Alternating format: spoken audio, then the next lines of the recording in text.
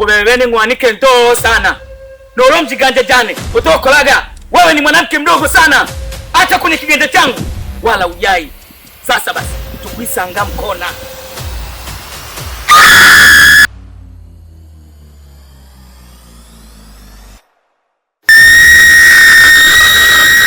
Unaleta utani kwenye swala la kweli.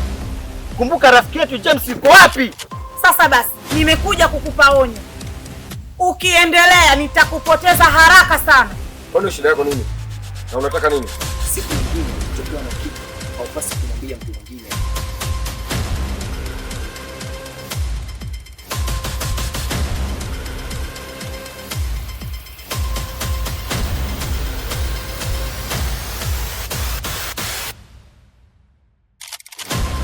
Nataka niwaonyeshe mimi ni nani.